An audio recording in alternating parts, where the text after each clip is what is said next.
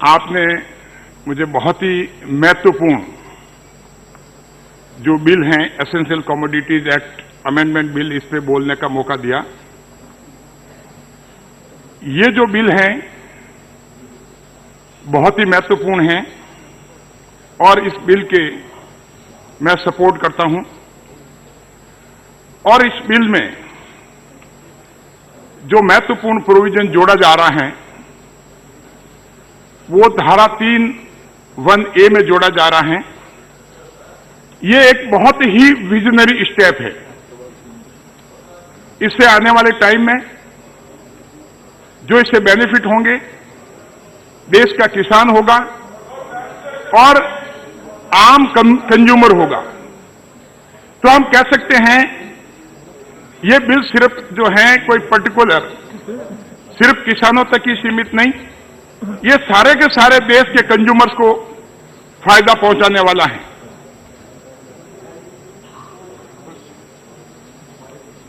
Chairman sir, मैं ये बताना चाहूंगा कि महात्मा गांधी जी का सपना था कि भारत जो है वो गांव, भारत की आत्मा जो है वो गांव में है। 70% पॉपुलेशन जो है वो हमारे गांव में रहती है और हम लंबे समय से देख रहे हैं जिस हिसाब से गांव और शहर में एक बहुत बड़ा डिवाइड है, एक बहुत बड़ा गैप है। चाहे इंफ्रास्ट्रक्चर में देख लीजिए, चाहे डेवलपमेंट में देख लीजिए। प्रधानमंत्री मोदी जी का, भारत सरकार का ये सोचना है कि किसानों के हाथ में मनी जानी चाहिए और किसानों की इनकम जो है 2022 तक दुगुनी होनी चाहिए। ये गवर्नमेंट ऑफ भारत सरकार की और प्रधानमंत्री मोदी जी की स्टेटेड पॉलिसी है। तो इसके लिए ये बिल भी, एसेंशियल कमोडिटीज एक्ट का बिल भी अपना आप में एक माइलस्टोन का रूप साबित करेगा। और यही नहीं, इकोनॉमिक सर्वे में पूरा का पूरा चैप्टर एक जो आया है उसमें लिखा है distortion of India's agriculture economy. तो आज जो जरूरत है, जो ओवरड्यू है एग्री रिफॉर्म्स में, एग्रीकल्चर में रिफॉर्म्स लाने की, उसमें ये बिल जो है वो अपने आप बहुत ही रोल अदा करेगा। क्योंकि हम देखते हैं कि जहां तक प्री हार्वेस्टिंग की बात है और पोस्ट हार्वेस्टिंग की बात है, प्री हार्वेस्टिंग में तो काफी मेजर्स जो है सरकार ने भी लिए, काफी स्कीम्स भी हैं, लेकिन पोस्ट हार्वेस्टिंग के मेजर्स जो हैं, पोस्ट हार्वेस्टिंग लॉसेज और मैनेजमेंट जो है वो देखने को नहीं मिल रहा है। एक जबरदस्त प्री हार्वेस्टिंग और पोस्ट हार्वेस्टिंग में एक बोटलनेक बना हुआ है। तो ये कोविड-19 जो आया है, हमारे प्रधानमंत्री जी का भी मानना है, पूरे देश का मानना है कि इस अपॉर्चुनिटी को जो है हमें ग्रैब करनी चाहिए और इस अपॉर्चुनिटी के साथ चलना चाहिए। और यही वजह है कि पोस्ट हार्वेस्टिंग अपॉर्चुनिटी को लेने के लिए उसमें प्रधानमंत्री मोदी जी ने किसानों के लिए, इंफ्रास्ट्रक्चर के लिए, जिससे कि पोस्ट हार्वेस्टिंग मैनेजमेंट और उनके लॉसेज जो खत्म किए जा सकें, उसके लिए 1 लाख करोड़ का प्रावधान, 1 लाख करोड़ रुपए का प्रावधान किया है। ये अपने आप में बहुत बड़ी बात है। क्योंकि पहले वाले जो एक्ट हैं, अभी जो एसेंशियल कमोडिटीज एक्ट 1955 है, वो अपने आप में कई रेस्ट्रिक्शन होने की वजह से उसका जो उपयोग होना चाहिए वो उपयोग नहीं हो रहा है। वो काउंटर प्रोडक्टिव जो वो काम किया है। अभी हाल ही में जिसमें से 3 जो बिल पार्लियामेंट के सामने आए हैं, एक बिल एसेंशियल कमोडिटीज का, दूसरा बिल कॉन्ट्रैक्ट फार्मिंग का, तीसरा बिल एपीएमसी के संबंध में जो अमेंडमेंट है, ये तीनों बिल जो हैं वो अपने आप में देश के किसानों का, गांवों का एक गेम चेंजर के रूप में काम करेगा और एक जो प्री और पोस्ट हार्वेस्टिंग के ये मैनेजमेंट और लॉसेस का जो गैप है उसको ब्रिज करने के काम करेंगे। और इसके परिणाम स्वरूप तीनों बिलों की वजह से जो फार्मर्स की स्थिति है वो सुधरेगी और कंज्यूमर को उसका फायदा होगा। क्योंकि हम लंबे समय से देख रहे थे कि जो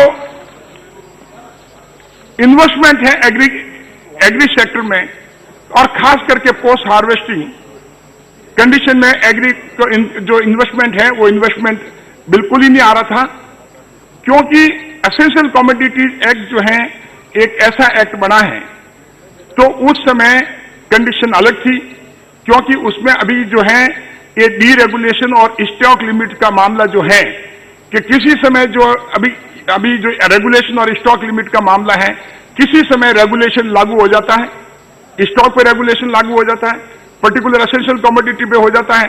इसीलिए यही कारण है कि कोई इन्वेस्टर जो है वो आगे नहीं आ रहा, और इसका परिणाम जो भुगत रहा है वो सिर्फ और सिर्फ कंज्यूमर और किसान भुगत रहा है।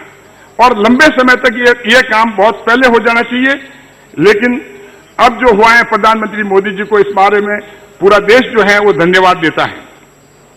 और मैं ये भी बताना चाहूंगा कि एपीएमसी में जो farmer produce trade and commerce, क्या अब फार्मर को, किसानों को मार्केटिंग की चॉइस होगी, वो अपना प्रोड्यूस जो है वो कहीं भी बेच सकते हैं, उसमें उनको लगभग 25 से 30% जो है आने वाले समय में फायदा होगा। और जहां तक कॉन्ट्रैक्ट फार्मिंग की बात है, क्योंकि किसान जो है कई बार होता हम देखते हैं कि कई बार किसान देखते हैं कि उसमें जो है ये क्योंकि तीनों जो अगर देखा जाए तो जब हम किसानों की बात करते हैं तो तीनों को साथ पढ़ा जाना चाहिए। तो मैं ब्रीफ में बता रहा हूं, मेन तो मिल पाऊंगा, लेकिन जहां तक कॉन्ट्रैक्ट फार्मिंग की बात है उसमें हम देखते हैं कि कॉन्ट्रैक्ट फार्मिंग में कई बार प्रोडक्शन, बफर प्रोडक्शन होता था पर्टिकुलर कमोडिटी का, कई बार कम होता है। तो लेकिन जब ये इन्वेस्टर इसमें आएंगे और किसानों के साथ ये एग्रीमेंट करेंगे, और वो इन्वेस्टर एग्रीमेंट करके कम से कम किसानों को ये सर्टेनिटी हो जाएगी, और उसके चाहे सर्विसेज हों और चाहे उसकी रेट हो, तो कम से कम उसका प्रोडक्शन जो है उस एग्रीमेंट के तहत बिक जाएगा। तो कम से कम मिनिमम सपोर्ट प्राइस के ऊपर जो होगा, तो किसान को एक सर्टेनिटी हो जाएगा कि मेरा प्रोड्यूस जो है इतने में बिक जाएगा, और बार्गेनिंग पावर के उसमें आ जाएगा। तो ये अपने आप में एक बहुत बड़ा प्रधानमंत्री जी का। चौधरी जी, हाँ जी, आप भी कॉन्ट्रैक्ट फार्मिंग के ऊपर भी बोलेंगे? नहीं, मैं पूरा बोल रहा हूं सर, इसमें तीनों में बोल रहा हूं। विजनरी स्टेप में इस पे नहीं, मैं मेन एसेंशियल कमोडिटीज, लेकिन both are related with this. And when we are speaking, जब हम किसानों के बारे में बोल रहे हैं तो उसके टच कर रहा हूं मैं उसको, मैं मेन बोल रहा हूं एसेंशियल कमोडिटीज। तो अपने आप में हम ये देखते हैं तीनों को साथ मिलाया जाए, क्योंकि तीनों एक दूसरे से रिलेटेड है।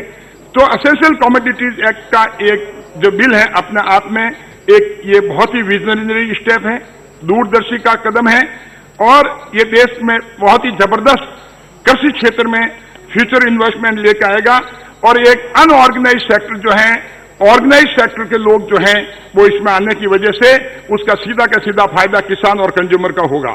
एक पूरा का पूरा इकोनॉमी पे इसका पॉजिटिव इंपैक्ट पड़ेगा। और मेरा मानना है कि ये एग्रीकल्चर सेक्टर में अपने आप में एक बिगेस्ट रिफॉर्म है। अगर हम देखें एसेंशियल कमोडिटीज एक्ट को, एसेंशियल कमोडिटीज एक्ट जो है वो डिफाइन की हुई है सेक्शन 2A में, और वो कमोडिटीज जो शेड्यूल में लिखी है और 7 कमोडिटीज उसमें लिखी हुई हैं, मैं उनको सारों को दोहराना नहीं चाहता हूं क्योंकि समय लगेगा, लेकिन उन कमोडिटीज को जो है वो रेगुलेट करने की पावर जो है वो गवर्नमेंट को दे रखी है। पावर स्टेट गवर्नमेंट भी एक्सरसाइज करती है, और हम देखते हैं कि जिस हिसाब से जगह जगह स्टेट गवर्नमेंट ने और इसमें पावर एक्सरसाइज की, क्योंकि यूनिफॉर्म पावर नहीं होने की वजह से कई बार हम देखते हैं लाइसेंस देने की, परमिट की, कंट्रोल ऑफ प्राइसेस की, अगर बेचना, खरीदना, स्टॉक लिमिट और inspection of books and accounts, ये सारे के सारे पावर हैं। और ये पावर एक्सरसाइज करने से एक जो इन्वेस्टमेंट आना चाहिए, जो एग्रीकल्चर सेक्टर में आना चाहिए, एग्रीकल्चर सेक्टर में इन्वेस्टमेंट नहीं आया। तो अगर हम देखें कि जिस ऑब्जेक्ट से 1955 में एसेंशियल कमोडिटीज एक्ट आया था, उसका ऑब्जेक्ट ये था, क्योंकि उस समय जब देश आजाद हुआ 1955 में, वहां पर उस समय स्कैर्सिटी और शॉर्टेज था फूड ग्रेन्स का, उस समय हमारे पास नहीं थे।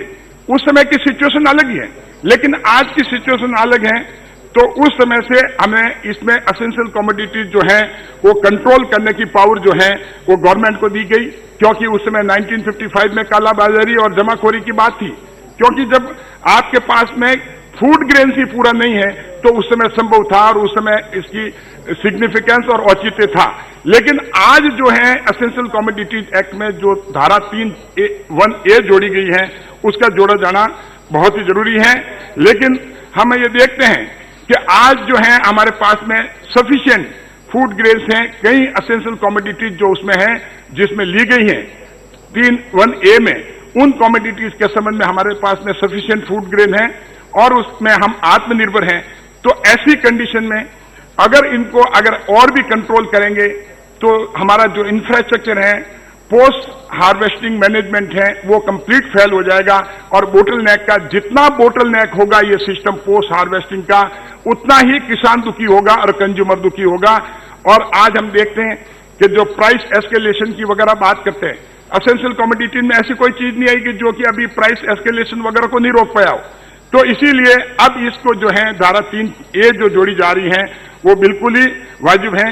और मैं ये बताना चाहूंगा चेयरमैन सर, ये जो है अभी जो प्राइस चाहे रिड्यूस और प्राइस स्टेबिलिटी की जब हम बात करें तो आज की तारीख में एसेंशियल कमोडिटीज में जो हम उसको स्टॉक को लिमिट करके, हम रेगुलेट करके एसेंशियल कमोडिटीज को जो सेक्शन 2A में दी हुई है उससे हम जो है वो प्राइस स्टेबिलिटी नहीं ला पाए और उसका कॉन्सिक्वेंशियल इफेक्ट ये रहा कि कंज्यूमर और फार्मर्स को जो है उसको नुकसान भुगतना पड़ रहा है। और सबसे बड़ी बात है कि आज जो है ये धारा 3(1)A जो लाया जा रहा है और उसमें जिसमें रेगुलेशन को डीरेगुलेशन किया जा रहा है, स्टॉक लिमिट को जो है वो हटाया जा रहा है, तो इससे जो है सबसे बड़ा फायदा फार्मर और कंज्यूमर को होने के साथ साथ पूरे देश में एक यूनिफॉर्म जो है वो कानून होगा और वन नेशन वन मार्केट का जो सोचना हमारा, तो उस हिसाब से हम इसमें आगे बढ़ पाएंगे। और अगर देखें एसेंशियल कमोडिटीज एक्ट में तो इवन मैं 2019 की भी बात करूं तो करीब 76,000 रेट्स हुई है। उसका परिणाम क्या निकला, कितनी मैन पावर इन्वॉल्व रही, इसका मतलब हमारा एक्ट जो हमें रिविजिट करना जरूरी था, क्योंकि ये इसलिए कि उसमें ऐसे ऐसे केसेज हुए हैं तो अननेसेसरी केसेज जो है लिटिगेशन इंक्रीज हुए हैं। अब जहां तक अमेंडमेंट की बात है, अमेंडमेंट जो है उसमें पहले जो एक्ट जो 1955 का एक्ट है और अभी अमेंडमेंट का एक्ट है, पहले रेगुलेशन था, अभी डीरेगुलेशन है। अभी डीरेगुलेशन जो है वो जैसे licence, permit, control of price, inspection of books and account जो है, अब जो है वो डीरेगुलेशन होगा। सिर्फ और सिर्फ एक्सेप्शन होगा कि अगर डीरेगुलेशन तब लागू नहीं होगा जब कोई वॉर की सिचुएशन हो, फैमिन की सिचुएशन हो, नेचुरल कैलेमिटीज हो, एक्स्ट्रा ऑर्डिनरी प्राइस राइज हो। ये सिचुएशन जो है उस सिचुएशन में हो सकती है। और जहां तक रेगुलेशन, स्टॉक का रेगुलेशन की बात है, स्टॉक का भी जो है वो रेगुलेशन का जो सिस्टम वो हटा दिया गया है और उसमें सिर्फ और सिर्फ जो स्टॉक का जो है वो बहुत ही एक्सेप्शनल कंडीशन में होगा। और एक्सेप्शन सिर्फ यही है जहां प्राइस राइज की बात है, अगर 100% प्राइस जो है पेरिशेबल आइटम की राइज होती है average retail price rise, average retail price से, और या फिर 50% नॉन पेरिशेबल आइटम की होती है और पीछे का एवरेज प्राइस जो है 1 साल का देखा जाएगा और 5 साल का एवरेज रिटेल प्राइस ली जाएगी और उसका जो भी कम से कम हो उसके आधार पे जो है उसमें करेंगे। ऐसे नहीं कि ऑटोमेटिक जो है वो राइज हो जाएगी, क्योंकि नहीं तो अगर ऐसा होगा तो इन्वेस्टर जो है उसमें उसका विश्वास नहीं होगा। और जब तक अगर पोस्ट हार्वेस्टिंग मैनेजमेंट हमारा बहुत जबरदस्त नहीं होगा तब तक हम कंज्यूमर को और फार्मर को फायदा नहीं दे सकते। चौधरी साहब, very good, you have pleaded the case sir.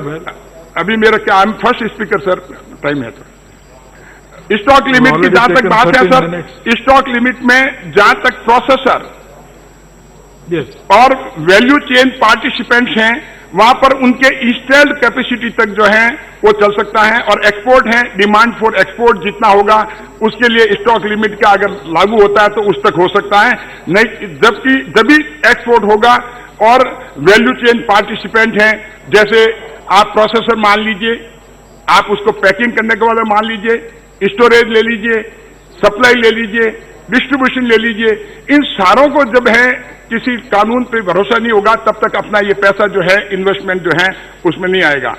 तो ये अमेंडमेंट जो है वो सारे के सारे स्टेक होल्डर्स के इंटरेस्ट को बैलेंस करता है और चाहे सारे के सारे जितने भी चाहे वैल्यू चेन पार्टिसिपेंट हों और चाहे प्रोसेसर हों, चाहे एक्सपोर्टर हों, चाहे कंज्यूमर हों, चाहे फार्मर हों, ये सारे के सारे जो हैं।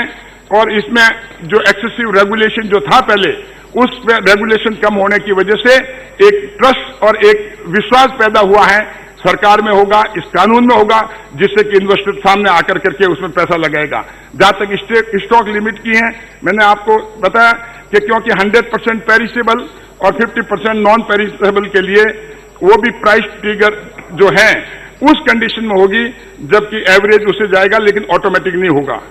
और मैं ये भी बताना चाहूंगा कि फार्मर को एक चॉइस होगी।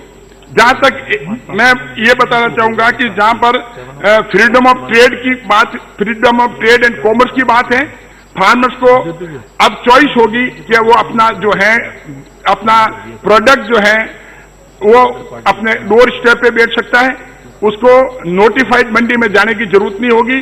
तो उससे जो है कम से कम ये होगा कि स्टॉक होल्डर जो है वो उसमें जाकर करके भाग ले सकता है। और उससे वजह से एक just I am concluding sir, I am concluding. और उसके सबसे बड़ा फायदा ये होगा सर कि इसमें जो किसान जो हैं, पहले हमारे मंडी में जाने के लिए मेल होते थे, अब इसके साथ साथ इस एसेंशियल कमोडिटीज एक्ट के साथ में जब फ्री होगा ये सारा, तो हमारे women, vulnerable communities, SC ST वो लोग भी जो हैं उनकी जो है संख्या भी बढ़ेगी, जो किसानों में उनको भी जो है आय मिलेगी, उनको भी फायदा होगा। तो आज हम देखते हैं, मंडी की बात भी एक बार ले लें हम, तो आज जो है उस किसान को बोली से मुक्ति मिलेगी। जब भी वो मंडी में अपना लेके जाता है तो हमारे गांव में कहते हैं कि बोली किसकी लगती है, जो कि लिक्विडेशन में आ जाता है, 2 दिवालिया हो जाता है। लेकिन आज तक हमारा सिस्टम, चाहे APMC, एक कॉलोनियल टाइम से जब से चल रहा है, उसका स्ट्रक्चर APMC का कॉलोनियल टाइप से था, और वो 1938 का जो बिल है उसी के आधार पे ये चल रहा है, और उसी के आधार पे हम अभी भी चला रहे हैं। तो उसकी वजह से किसान का माल जो मंडी में जाता है उस पर बोली लगती है, और उसके लिए, और उसके बायर तो है कम, सेलर है ज्यादा, और ये मिसमैच होने की वजह से भी किसान को जो है वो भारी नुकसान हो रहा था। और जो जिस हिसाब से प्रधानमंत्री जी ने ये जो किसान, एक बस I am concluding sir, with in 1 minute I am concluding. तो ये जो सारा का सारा अगर देखा जाए, चाहे कॉन्ट्रैक्ट फार्मिंग का हो, किसानों को जो है सही कीमत अब मिलेगी। और मैं ये भी बताना चाहूंगा कि जो अभी लॉसेज जो होते हैं वेस्टेज, 1 साल का लॉसेज जो किसानों को, चाहे प्याज हो और चाहे टमाटर हो, हम देखते आए हैं कि वो सड़क पे फेंकता है, क्योंकि जब बम्पर क्रॉप हो जाती है, क्योंकि आगे बोटल नेक है, और बोटल नेक एसेंशियल कमोडिटी का है, क्योंकि वहां स्टॉक जो है लिमिट होता है, उसमें जो इन्वेस्टर वो आता नहीं है। अगर इन्वेस्टर आ जाए तो उसको टमाटर और प्याज जो है किसानों को सड़कों पे नहीं फेंक करके, और वो जो है स्टोरेज में, वेयर हाउस में और कोल्ड स्टोरेज में इन्वेस्टर आएंगे और एक्सपोर्टर भी आएंगे। तो इसीलिए ये प्रधानमंत्री मोदी जी की सोच है कि किसानों को, धन्यवाद, और महिलाओं को, गरीबों को, और SC ST हो, सभी किसानों को फायदा कैसे मिले, और देश के 130 करोड़ कंज्यूमर हैं उनको फायदा कैसे हो। इसीलिए मेरा कहना है ये बिल जो है बहुत ही महत्वपूर्ण है। इन्हीं शब्दों के साथ बहुत बहुत धन्यवाद।